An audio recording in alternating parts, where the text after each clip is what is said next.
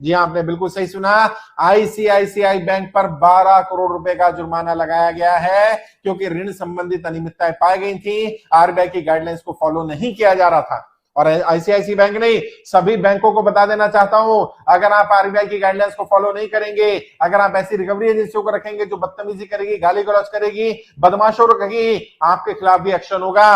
अभी आरबीआई बहुत सख्त हो गया है। आरबीआई ने बहुत सारी एनबीएफसी को बंद कर दिया है, बहुत सारी रिकवरी एजेंसी को बंद कर दिया गया है, बहुत सारे बैंकों पर फाइन लगाया गया है। अभी उससे पहले कोटक महिंद्रा बैंक पर लगाया गया, उससे पहले कई एनबीएफसी पर लगाया गया।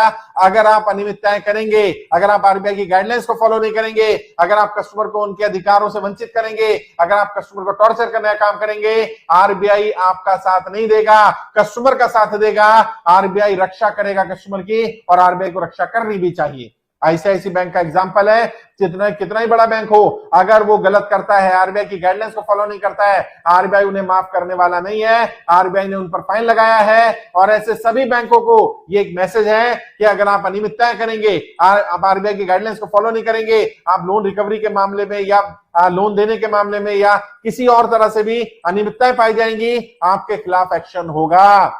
और मैं आप सबको, जनता को बोलना चाहता हूं, आरबीआई आपकी मदद करने को तैयार है, वित्त मंत्रालय मदद करेगा, हमारी संस्था भी मदद करेगी, मैं भी मदद करूंगा। जय हिंद, जय भारत साथियों।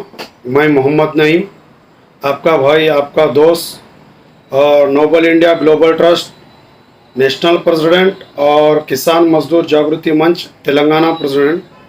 आप लोगों को एक बात कहना है कि जितने रिकवरी एजेंट और सारों को, कितने बैंक सिस्टम के हैं, जितने फाइनेंस कंपनी के हैं और जितने भी जो लोन कंपनी से रिलेटिव है, चाहे वो ऐप लोन के रहंदे, चाहे बैंक के रहंदे, चाहे एनडीएफसी के रहंदे, चाहे वो प्राइवेट फाइनेंस के रहंदे, चाहे वो कौन से भी कलेक्शन के रहंदे, वो सारों को एक इंटीमेट देना चाह रहे, एक वार्निंग देना चाह रहे, क्योंकि आप लोगों की गलतियां की वजह से कई बैंक्स बंद हो रहे, आप लोगों की गलतियां की वजह से कई बैंकों के ऊपर आरबीआई कंप्लेंट कर रही, जनता आरबीआई को शिकायत दर्ज करा रही और अंबुड्समैन भी कंप्लेंट कर रहे।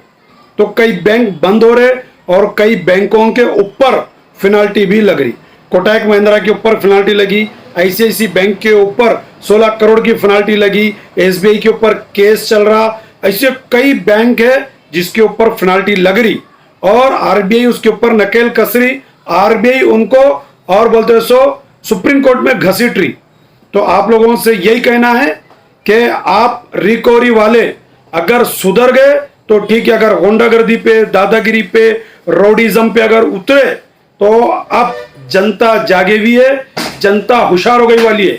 जनता आपका आइडेंटिटी कार्ड मांगेगी, जनता आपका आईडी प्रूफ मांगेगी, जनता आपका आने का सर्टिफिकेट मांगेगी, डीआरएस सर्टिफिकेट मांगेगी। सारे पेपर मांगने के बाद आपके ऊपर आपका वीडियो भी बनाएंगी और आपके फोटोज भी लेके अंबुड्समैन को भी कंप्लेंट करेगी जनता, और बोलते सो आपके बैंक को भी कंप्लेंट करेंगी और आरबीआई को भी कंप्लेंट करेंगी। जब तक आपका आईडी प्रूफ और बोलते सो आपका प्रूफ जब तक नहीं देंगे, जनता आपसे बात नहीं करेंगी। ये पूरे रिकवरी वालों को एक वार्निंग है।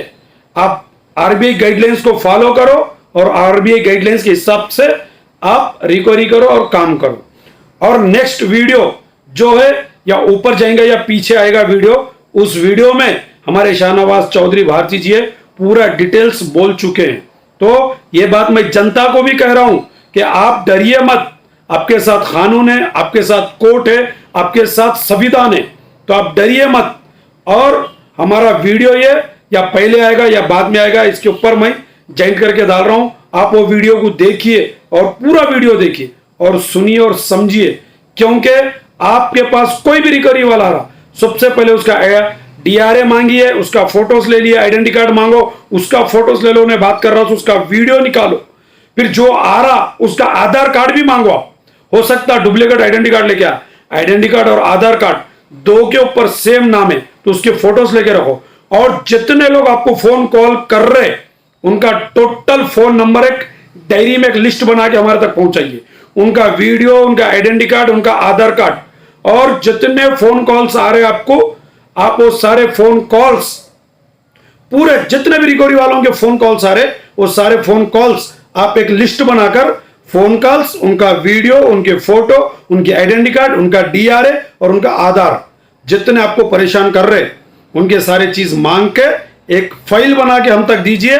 हम उनके ऊपर अम्बुड्समैन में भी कंप्लेंट करेंगे, बैंक में भी कंप्लेंट करेंगे, आरबीआई में भी कंप्लेंट करेंगे, उनकी जॉब भी जाएगी और वो ड्यूटी से भी हाथ धोएंगे और कहीं पर भी काम करने के लायक भी नहीं रखेंगे।